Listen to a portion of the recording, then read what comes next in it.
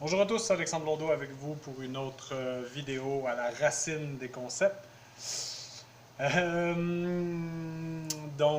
Aujourd'hui, je vais vous entretenir sur le concept large et profond et transhistorique, hein, c'est un mot à la mode, trans, du politique.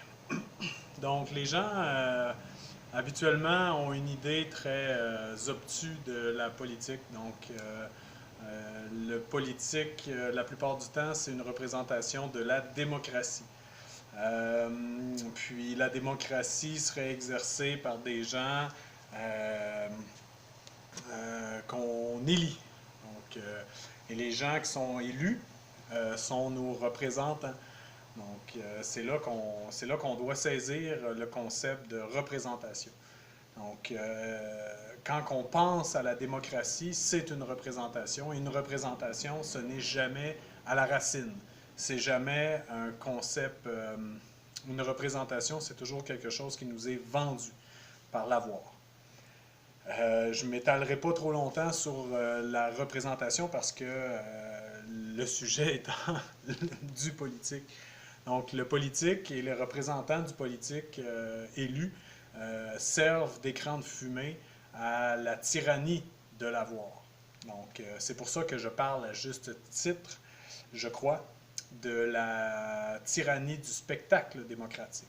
Donc, le spectacle, c'était d'ailleurs un livre de. Pas de bord, mais qui était La Société du spectacle. Je ne me rappelle plus l'auteur exactement. Peut-être que quelqu'un en commentaire peut mettre le nom de l'auteur. Mais donc, La Société du spectacle traitait spécifiquement de la tyrannie du spectacle démocratique.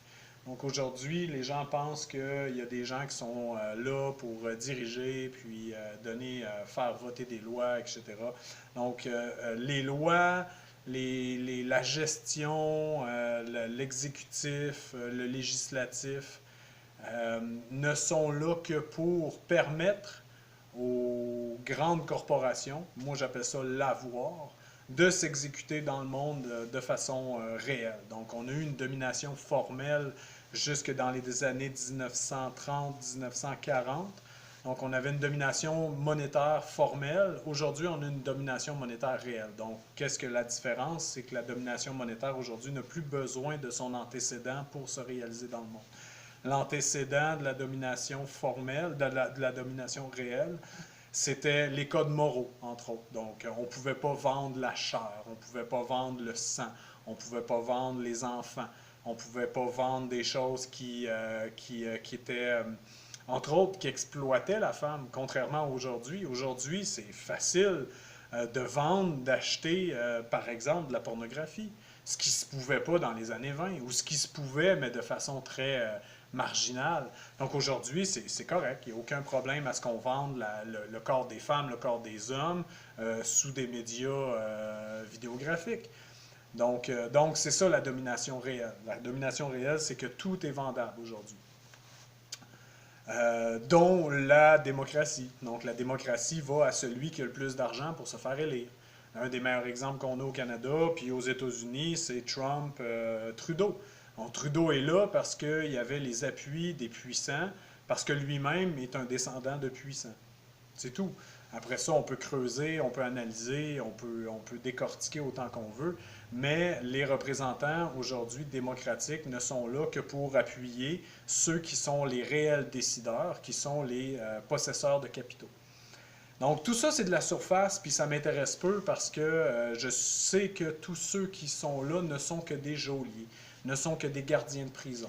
Autant au municipal qu'au provincial, qu'au fédéral, qu'à l'international, c'est des gestionnaires de bétail humain. C'est tout.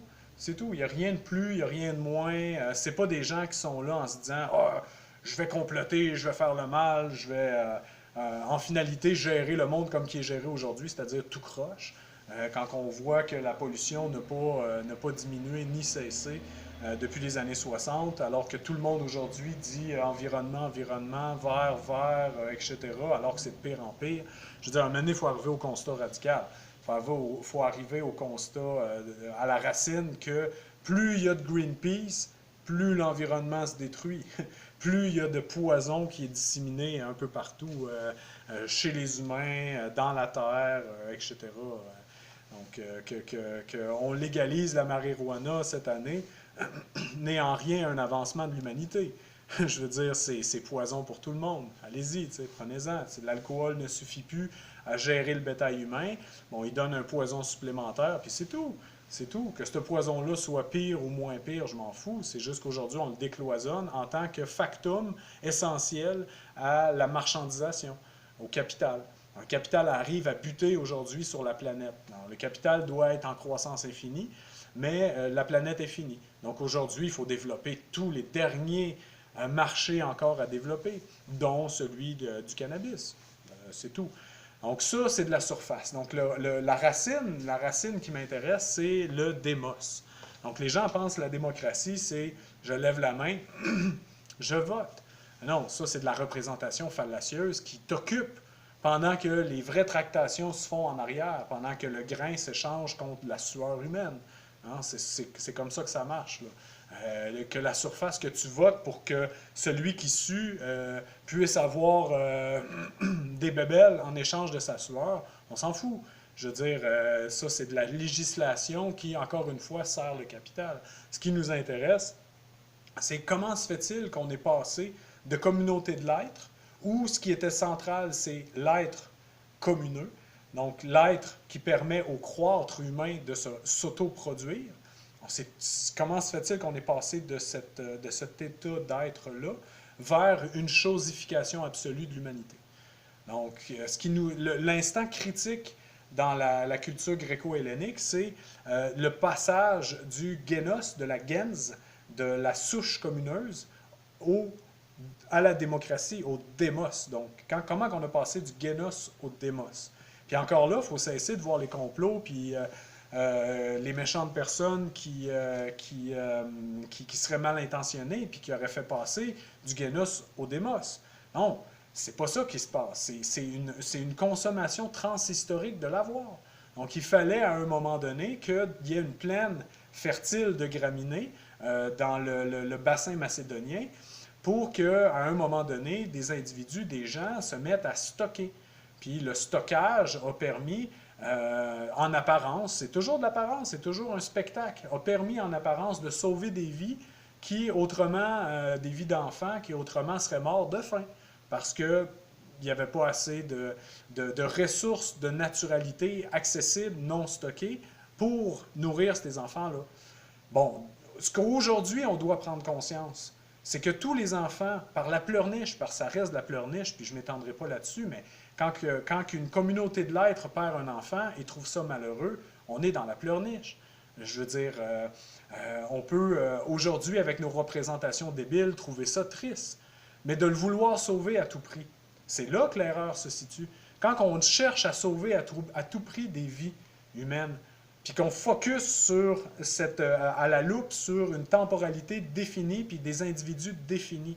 On peut pleurer sur ces individus définis-là. Il n'y a aucun problème. Mais quand on s'extrait de la réalité grégaire, puis qu'on saisit l'essentialité de l'histoire, on comprend que tous les enfants qu'on a pu sauver grâce au stockage, bien, pour un enfant sauvé par le stockage, on en a perdu 10 à la guerre pour protéger le stockage. C'est ça qui est essentiel à saisir ici. C'est l'illusion de l'avoir. Donc l'avoir est toujours une illusion. Puis aujourd'hui, on arrive en fin de parcours de l'illusion de l'avoir. Donc les gens me disent « Ouais, mais là, il faut un minimum pour vivre. » Mais le minimum pour vivre n'est pas stockable. Le minimum pour vivre est une immanence de l'être en tant que nature qui prend conscience d'elle-même. Donc l'être vrai et profond, celui qui utilise le logos, c'est un être qui se réalise à travers ses racines, et ces racines sont la nature qui prend conscience d'elle-même. À partir de ce moment-là, on n'est plus dans « ceci est à moi, ceci est à toi, mon enfant, ton enfant, ma femme, mon homme ». On n'est plus dans le clivage, la catégorisation débile qui nous a menés à aujourd'hui, qui mène à une absurdité absolue. Quand on a des gens de Greenpeace, entre autres, ou peu importe, ce soit recyclage, peu importe l'exemple qu'on prend, on a des gens qui vont avec des banderoles « faut sauver les baleines ». Ces mêmes gens-là broient des centaines de poissons avec leur hélice à zodiaque qui fonctionne à l'essence. Donc, c'est l'inversion absolue des valeurs. Les gens croient faire X, mais en réalité, ils font Y, sans en être conscients. Donc, le but, c'est ne pas de pas ne pas faire X. L'objectif, c'est d'être conscient qu'on fait X et Y. On peut dire « je vais sauver la planète » en imprimant des tracts sur du papier qui a nécessité de couper des arbres. Si on est conscient de ça, habituellement, on va pas imprimer des tracts. On va parler. On va mettre de l'avant la parole libre, déliée. Donc, c'est ça qui, selon moi, serait très riche. Mais là, on ne s'inscrit pas dans une forme de mercantile. Greenpeace, c'est combien de milliards de dollars? Parler comme je vous parle, ça coûte rien. Ça coûte la diffusion médiatique débile. J'aimerais bien mieux que les gens viennent me voir, puis on parle. Hein? Puis on échange, on partage la parole. C'est ça qui est vrai. Mais tout le monde est cloisonné dans le 9 à 5. Tout le monde est abruti à travers tous les besoins fallacieux de l'humanité. Ah, il faut des couches. Ah, il faut des couches pour les enfants. Mais quand tu es dans la naturalité, tu laisses ton enfant faire caca. C'est tout. Puis on ne reste pas à un endroit où est-ce qu'il fait moins 40. Ou si on reste à un endroit où est-ce qu'il fait moins 40, on dort. Donc, il y a un fantasme là, ici là, qui est ressurgi de pouvoir dormir tout l'hiver. En tout cas, c'est le mien. Je ne sais pas si certaines personnes le partagent. Donc, il faut cesser dans la dépression entretenue par le médiatique, par le capital, que, oh mon Dieu, on vivrait donc dans un monde qui serait noir, qu'il faudrait corriger, qu'il faudrait améliorer. Puis quand on se rend compte en fin de parcours personnel que ce monde-là n'est pas améliorable, puis là on sombre dans la dépression, puis que là on nous vend des antidépresseurs, il faut arrêter là, il faut arrêter. Non, non, non. Il faut être heureux de voir la période dans laquelle on est, qui est la grande consommation de l'illusion du capital. Donc aujourd'hui, le capital bute à la finitude de la planète. Moi, je me réjouis de voir le capital s'auto-détruire. Je ne suis pas en train d'auto-détruire le capital. Je ne suis pas en train, pas auto, mais ça ne se dirait pas. Mais je ne suis pas en train de vouloir que le capital change. Je ne suis pas en train de vouloir qu'on ait, avec une petite valise narcissique à solution, hein? Oh, moi, j'ai trouvé la solution pour remplacer le capital. On va le remplacer par le communisme. Mais non, je veux dire, les gens qui nous prétendent ça n'ont rien compris. Donc, ce qui s'en vient en tant qu'émergence de naturalité, pas en tant qu'organisation de gestion du bétail humain, en tant qu'immanence de l'être, immanence de l'humanité qui suit son chemin transhistorique. Ce qui s'en vient, c'est les communautés de l'être universelles. Pourquoi universelles? Qu'est-ce qu'elles auront de différent des communautés de l'être archaïques? Hein, les Visigoths, les Sioux, les Cheyennes, les Abénakis, c'est des communautés de l'être archaïques. Mais quand un Sioux rencontre un Abénaki, ben le Sioux tue l'Abénaki. Parce que pour le Sioux, un Abénaki, ce n'est pas un être humain. Pour Hitler, un Juif, ce n'est pas un être humain. Communauté de l'être universel où chaque parcelle de vie à l'intérieur duquel s'inscrit le croître est une valeur absolue. Et la valeur absolue. Il n'y a pas d'autre chose d'important pour une communauté de l'être que l'être. Et sur ce, bonne journée!